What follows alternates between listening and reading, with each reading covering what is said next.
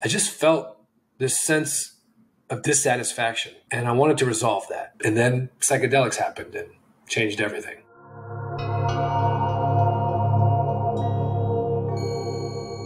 Sure. So my life before psychedelics was probably the canonical story of an American boy. I had two parents, a couple grandparents that loved me, and I felt very fortunate. We weren't rich, but we certainly weren't poor, kind of squarely middle class. And I did all the things that I thought I was supposed to do. Work hard in school, play sports, don't get in trouble, although I did a little bit of that, of course. And I had a pretty big setback when I was 19 years old. I got really sick, and this autoimmune disorder basically derailed my entire life. I had to drop out of school and spent about 9 months on my couch in my mother's basement.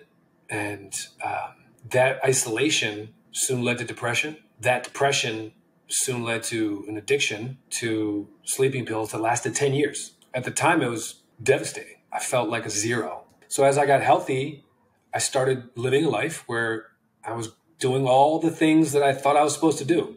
I was a CPA. I worked in years as an accountant. I sold to consumers. I sold to other businesses. I was working my way up the corporate ladder. And it just felt like, it was like Agent Smith said in The Matrix, like, I can almost smell it and taste it. Something's off. Can't put my finger on it, but just something felt off. And then psychedelics happened and changed everything. The way that I saw psychedelics could be used in a meaningful way was really by accident. So I had dabbled recreationally maybe 3-4 times in my late teens, early 20s, college and high school. Then I went probably a dozen years without touching it or even really thinking about it. And so fast forward, I'm in this posh nightclub in LA, and just by sheer luck, on the biggest dose I'd ever done, it was 3.5 grams, I veered off from my friends and I went into a room by myself. And for the first time in my life, I went inwards with magic mushrooms. And in that experience, I met God. And I know it sounds crazy, but I met God. And that experience was a major demarcation point in my life. And I started to change in these beautiful, subtle, but profound ways. I noticed that my career started taking off. I noticed that my interpersonal relationships became better. I noticed that my ability to speak extemporaneously improved. My creativity, my cognition, my sense of purpose was all aligned in a way that I never knew before that. What I was looking to overcome, transform, what I was curious about was this sense of reaching my potential. And I'm talking about business, professional, social, as a brother, a son. I was curious about just truly being exactly, fundamentally who I am. I just felt this sense of dissatisfaction, and I wanted to resolve that. The background is I had done this monthly practice for years, usually in the range of 2 to 4 grams. But I've been hearing stories about larger doses, and I was just curious because I have such a relationship now with the magic mushrooms that I wanted to know, what is it like when you get to an amount that feels a little bit scary for me. I don't know where it came from, actually, but it was almost like a download. It said, 9 grams. That's how much I'd like you to do. And I said, okay, that's a little terrifying, but okay. And so going into it, knowing this was going to be a big journey, I really wrestled with, what do I want my intention to be? I'm friends with the team at Guella, and they gave me these intention cards as a gift to kind of product test. And they're really wonderful. And so the day of the journey, I still couldn't settle on the intention. The day of the journey, I pluck it, shuffle it, and just pull one randomly. And it said, show me how to make the most of the opportunity in front of me. And so I did that. And I engaged on this 9-gram journey.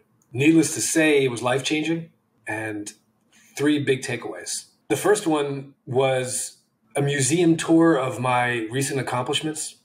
And it's hard to articulate as much of this is, but it felt like I was 9 years old again. And my grandfather, my deceased grandfather, was like, he grabbed my hand and said, come here, slugger. Let me show you. Let's walk through some of the things you've done recently. And the last few years of sacrifice, I had a company that was successful and then crashed. It's been tough. And there's so many things that in my mind I've done all these examples of things that I thought that it was just me, that no one else saw. And this higher dimension being that kind of formed itself as my grandfather, it made me feel like I was 9 again. It said, look at all the things you have done. Look at all these beautiful things you have done. It's meaningful in a way that's difficult to describe. And I've never had anything like that before or since. It just gave me a sense of all the things you do, the universe notices. It's just really comforting to see that. The second takeaway was that one thing, one change, one idea can be like a butterfly effect that changes everything. That helped me because I'm trying to figure out how to make the most of this situation. And about 25 minutes into the trip, as I was fully lifted off into it, it was like I got hit by a thunderclap from Zeus from on high in Mount Olympus. And it said, Ray, move to Medellin. And so I said, okay, all right. That's a little bit aggressive, but okay. And I'm going to move to Medellin in about a month. And we'll see where that takes me. And I've already started to see some fascinating ripple effects from that. And I'm thankful for that experience. And then the third takeaway was there's all this talk about bad trips. I think bad trips is the wrong word. I think there is no such thing. That's just me. I think there are tough trips, but there are deep cleanings, just like you need to go to the dentist. Sometimes you need to clean the gunk up here in the neural networks and the old noggin. It's been so long for me because sometimes the tough trips I think are only in the beginning, and then later it's pretty rare. And I wanted to have a tough trip.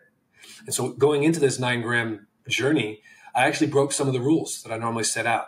The night before, I drank some alcohol, smoked a little cannabis, ate some junk food, and leading up to it in the morning of, I listened to some songs that were a little bit negative. They had some lyrics right as I was lifting off, and the lyrics, they say you're not supposed to listen to have lyrics, and yet the experience was still completely blissful.